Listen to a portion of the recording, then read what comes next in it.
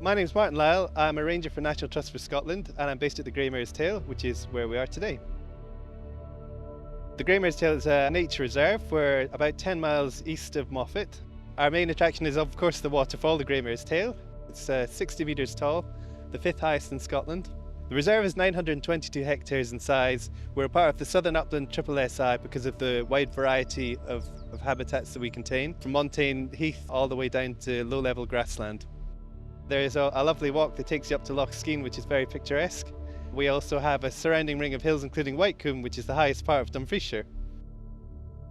People come here mainly for walking, but also this place is very popular with bird watchers, with our peregrines and our kestrels. You might even see an eagle as we're in the range of the South of Scotland Eagle Project release programme. I just really love working here because I'm outdoors in the wild all day. It's just a beautiful bit of Scotland and we just seem to have a little bit of everything here.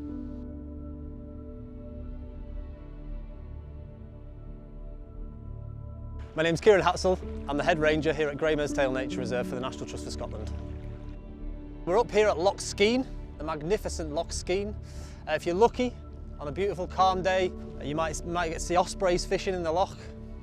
It's a lovely tranquil place to come and just take five, have your picnic and immerse yourself in nature. When you jump out of the car at the car park, it's a bit of a steep hike.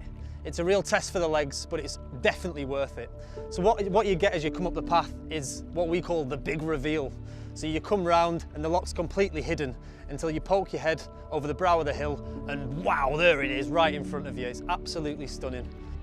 Loch Skene was formed via glaciation, so it was over millions of years. It was a glacier. You can still see in the landscape around it the moraines, or the lumps and bumps, the knobbles and bobbles in the landscape. It's left a really, really interesting landscape from both a visual perspective and from a botanical perspective as well. Something that we're really keen to do here is to maintain the diversity as much as we can. The range of habitats is really special. So we've got montane heath, montane scrub, we've got blanket bog, we've got acid grasslands, and some of the plant life in there is beautiful and special. As part of that, we get quite a few dragonfly species and butterflies, and that has a knock-on for the wider biodiversity for the site. Something that we've done on our land as well in recent years is some peatland restoration. So what we've done is through local contractors and stakeholders, we've managed to work as a team to reprofile those hags.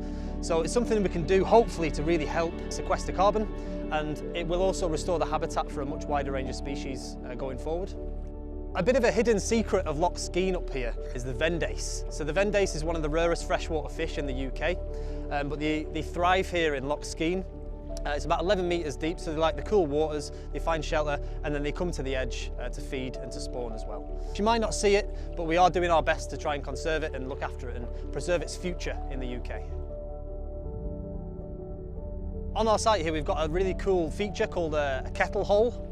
And so what that is basically when the glacier has retreated, it's left a massive block of ice stuck in between some rocks and it's slowly melted and it's created a really intensely deep pool. We don't actually know how deep it is, but it's one of the quirks of the site and a really cool thing to just poke your head in. So when you come up to Loch Skene, if you go up and right on the steep hill just above it, it's just there in front of you. I love Greymare's Tail because it's so different. It's a really special place for so many reasons, and I would say that one of the coolest things about it is that just focus on the small things and find your nooks and crannies because there's so much more to this site than just the waterfall. I've spent years working on seabird islands surrounded by the coast, and coming to the uplands here, it's just so different, but it's so special. There's so many different nooks and crannies, so many ecological niches to explore, and there's such a really wide diversity of plant life and of wildlife. Even the layman can get involved with, so it doesn't matter whether you're an expert or a beginner, you can come out here and you can love it. You can absolutely love it and get involved in it. I really love the Greymare's Tail just because it's got everything, We've got our hills and our loch, our moorlands, got the amazing selection of wildlife. The waterfall itself is absolutely amazing.